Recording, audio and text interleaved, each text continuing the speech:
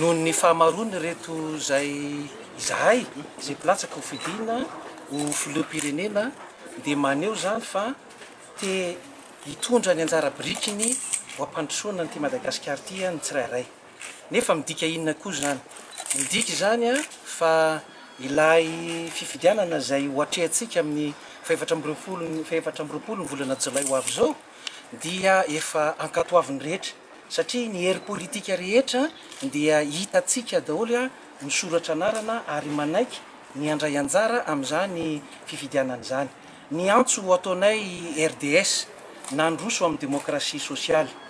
dia ny antso ny vahoaka malagasy rehetra mba ho tony mandrakariva ary indrindrindrindra hanatanteraka ny adidy sy ny andraikitra dia ny amin'ny fanatrehana sy fanefana ny adidy ny amin'ny fifidianana amin'izany faefatra amby roapolo ny volana Jolay zany. Aoka amin'izay zany mba hisafidy tsara isika vahoaka malagasy izay RDS manokana dia mbola isy ny fotoana zay hanehoanay ny hevitra sy ny foto-kevitra hijoroanay ary ny laminasa zay ampandrosoana an'izao firenena izao. Fa ny amin'ny anio dia miarahaba manokana ny vahoaka malagasy zay ny amin'izao fa faniriny vahoaka malagasy zao hivoaka ao anatin'izao crise politique izao ka engane ka ho tanteraka soamatsara ny fifidianana ary indrindrindrindra ilamina tanteraka izany fifidianana zany mba hiverenantsika ao amin'ny tany tandalana ka afahantsika mifantoka amin'ny alalan'izany fampandrosoana ny vahoaka malagasy sy Madagasikara zany.